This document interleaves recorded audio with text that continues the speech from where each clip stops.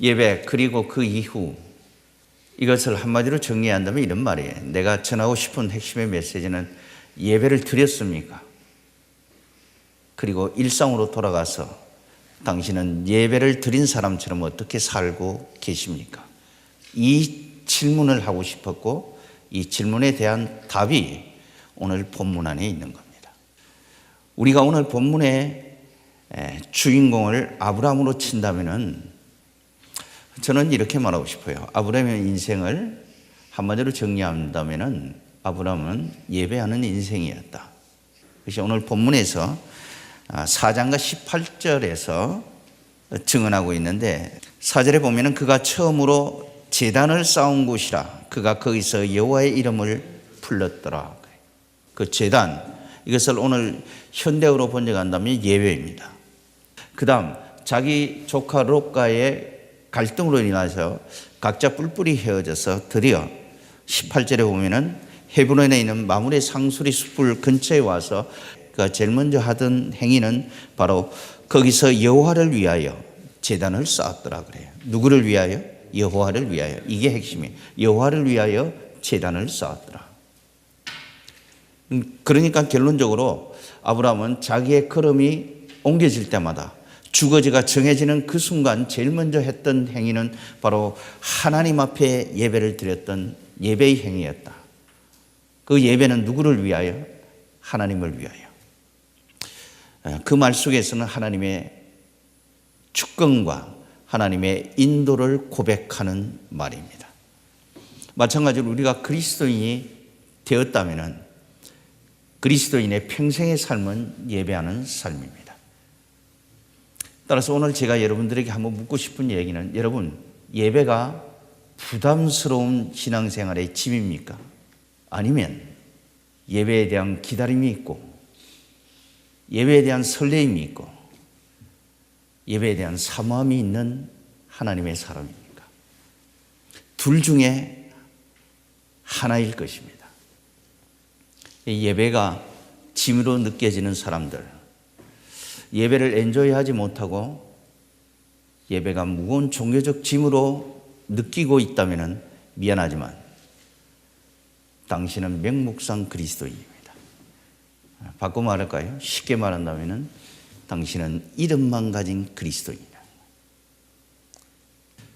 오늘 이 본문의 스토리를 통해서 아브라함이 오늘 이 시대에 사는 우리들에게 전해주는 아주 핵심적 교훈은 무엇일까요? 정말 예배를 드린 그 이후의 삶이 어떻게 되어야 한다고 가르치고 있습니까? 그것은 첫째로 당신이 정말 예배한 사람이었다면, 예배자였다면, 예배를 통하여 하나님과의 만남을 가진 사람이라면 무엇보다 중요한 것은 관계의 중요성을 다룰 줄 아는 사람이 되어야 된다. 관계의 중요성. 오늘 본문의 스토리를 아주 쉽게 요약하면은 본토 친척 아비 집을 떠나 드디어 하나님이 지시하신 곳으로 이동하는 과정에 있어서 하나님이 그에게 많은 부를 허락해 주셨습니다. 그런데 그 부가 많아지면서 조카 롯과의 갈등이 생겼어요. 그래서 아브라함의 양과 소를 먹이고 움직이는 그 목자들과 롯의 목자들 사이에 갈등이 있었고 그뿐만이 아니라 그 지역에는 가나안 족속과 브리스 족속이 함께 기거함으로 인하여 더 이상 하나님이 주신 그 풍성한 복을 함께 누릴 수가 없어 갈등이 시작되었던 겁니다. 그런데 그 갈등 속에서 아브라함이 보여주었던 아주 중요한 하나의 핵심적 교훈은 아브라함은 자기의 유익을 위해서 선택한 것이 아니에요. 자기의 선택을 포기하고 조카 롯의 선택을 요구합니다.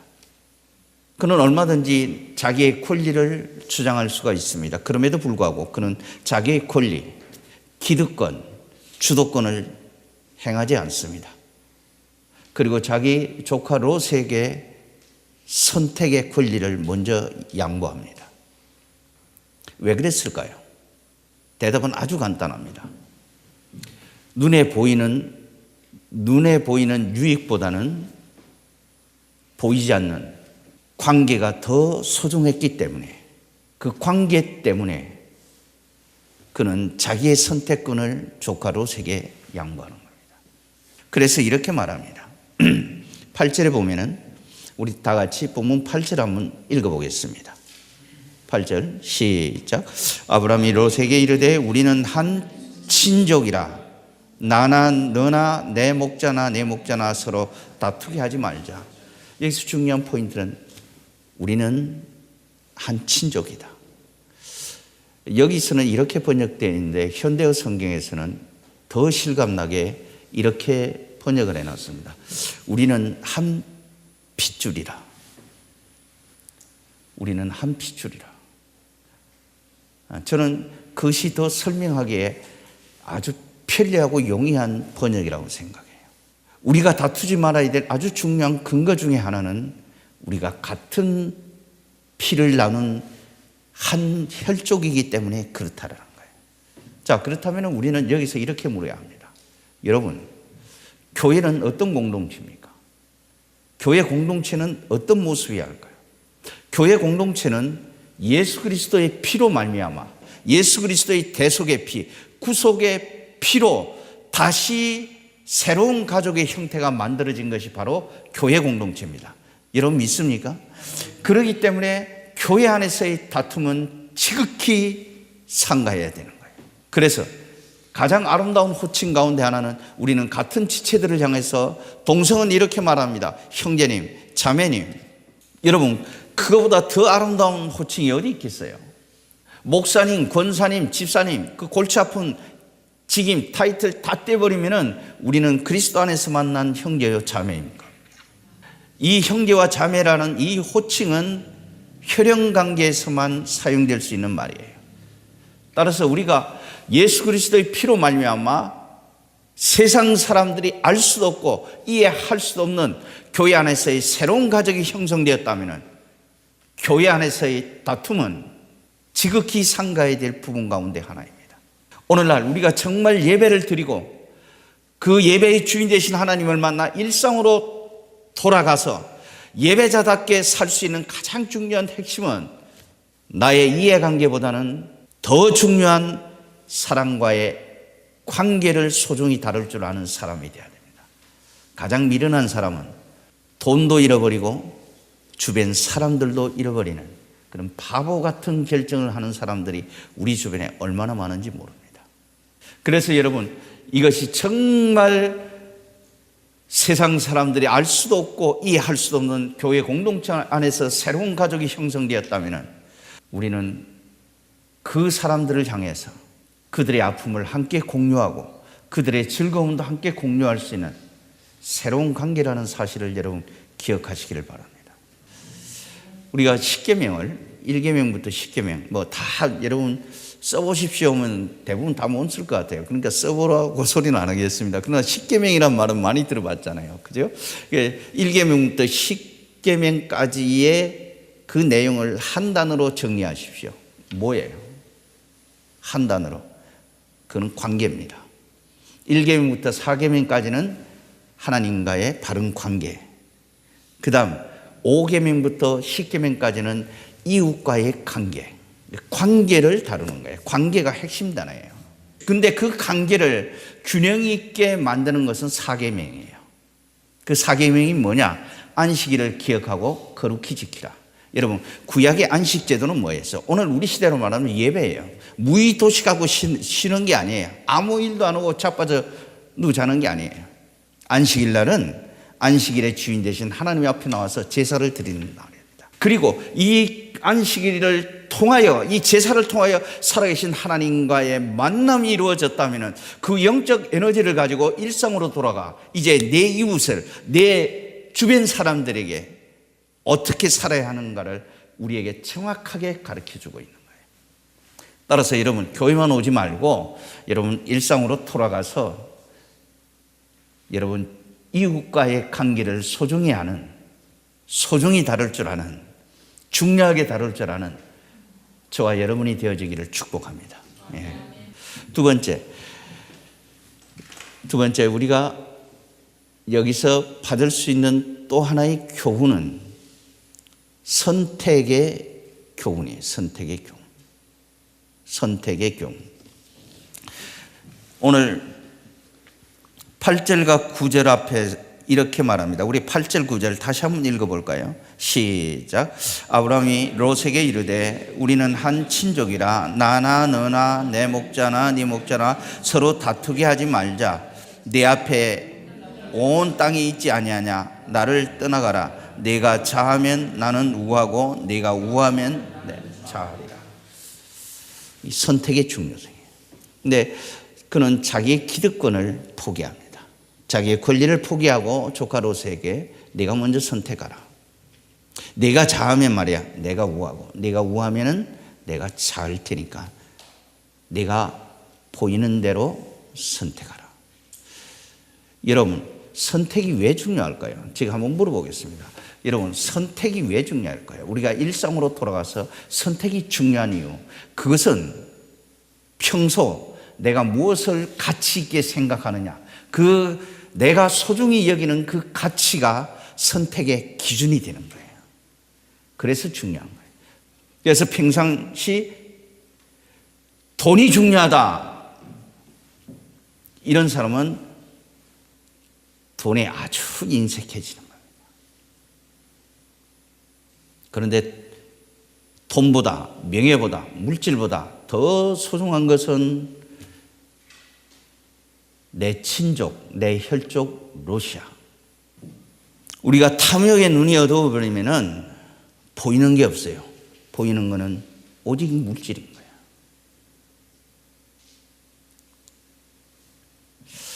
그래서 로마서의 기자는 이렇게 말합니다. 하나님을 알되 하나님께 감사치도 아니하더라 그래요. 모르는 게 아니에요. 알아요. 안다고 그럽니다. 그런데 감사함이 없는 거예요.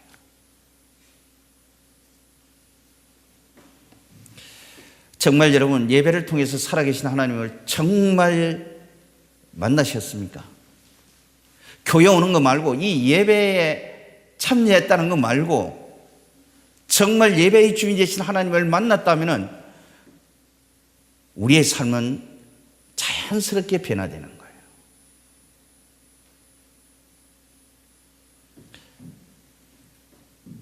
그런데 하나님은 이 예배당 안에 이 예배의 장소에만 갇혀 있는 분, 그런 생각이 들면 이제 축도와 더불어 세상으로 나가서 세상의 사람들과 섞여 살면서 구분할 수가 없을 정도로 타락해 있습니다. 그러나 정말 예배를 통해서 살아계신 하나님을 만난 사람들은 똑같이 세상 속에 살고 있지만 똑같은 길을 가지만은 다른 생각을 하고 다른 목적을 가지고 인생을 사는 사람, 성경은 그런 유형의 사람을 크리스찬이라고 말합니다. 중요한 것은 당신은 크리스찬이십니까? 오늘 아브라함의 삶을 통해서 우리가 배울 수 있는 것은 이 예배를 통한, 그리고 그 예배를 넘어 그 예배 그 이후에 우리의 일상으로 돌아간 우리의 삶의 현장에서 내가 크리스찬답게 살 수 있는 방법이 뭐냐라는 거예요. 이 질문의 답의 두 번째는 관계분, 소중히 관계를 여기고 선택의 중요성을 알라는 것입니다. 마지막으로 우리가 이 사건, 이 스토리를 통해서 알 수 있는 가장 중요한 마지막 핵심은 섬김의 삶을 산다는 거예요. 섬김의 삶을 사는 거예요. 자, 여러분, 우리가 영어로 예배를 월십이라는 단어로 표현합니다. 그런데 영어는 월십이라는 단어로 사용하고도 있지만은 서비스라는 단어를 동시에 사용하고 있어요. 겸하여 사용합니다. 이것은 무엇을 상징적으로 의미합니까? 정말 예배를 드린 사람들은 이제는 섬김의 삶을 산다는 거예요. 여러분, 섬김의 롤 모델이 누구예요? 예수 그리스도입니다. 우리 주님은 이렇게 말해요. 내가 섬김을 받으러 온 것이 아니라 도리어 섬기러 왔고 자기의 생명까지도 우리를 건지기 위하여, 구원하기 위하여 대속의 제물로 그 생명까지 던지면서 생명까지 포기하면서 우리를 섬겼습니다. 여러분, 그렇다면은 우리가 일상으로 돌아가서 어떻게 해야 해요? 간단합니다. 지배하고 다스리는 사람이 아니라 여러분, 섬김의 인생을 살게 되기를 바랍니다. 우리가 살다 보면은 정말 상대하고 싶지 않은 사람 많이 있잖아요. 그죠? 뭐 우리도 느낌이 있고 우리도 감정이 있음에도 불구하고 여러분, 바보처럼 사십시오. 속 없는 듯 사십시오. 내 감정과 내 이해관계가 맞을 때만 섬기는 것이 아니라 그러지 못한 사람들을 만났을 때도 여전히 내가 살아계신 하나님을 예배한 사람이었다면 우리의 사랑은 표현되어야 되는 겁니다. 여러분, 내가 정말 종교적 행위로서의 예배가 아니라 정말 살아계신 하나님을 만난 그 예배의 주인 되신 그 하나님을 내가 예배를 통해서 만났다면 우리는 일상으로 돌아가 여전히 섬기는 자의 모습으로 살아가야 한다고 저는 믿습니다. 여러분, 우리는 축도와 더불어 함께 다 끝났다가 아니라 이제 그분과 더불어 함께 동행하며 또 한 주간의 삶을 시작하는 거예요. 우리는 섬기려면 서로 배려할 줄을 알아야 돼요. 여러분, 오늘 이 예배를 통해서 오늘 이 선포되는 이 하나님의 말씀이 설교가 하나님의 말씀이라고 여러분 믿으십니까? 그렇다면 이제는 드디어 섬김의 자리로 돌아갈 시간입니다. 지금 오늘부터 시작해서 또 한 주간 여러분의 믿음을 테스트하는 섬김의 삶을 살 수 있게 되기를 축복합니다.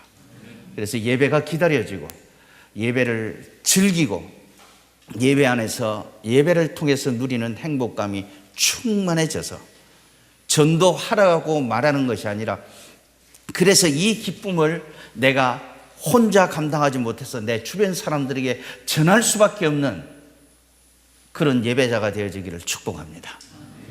기도하겠습니다.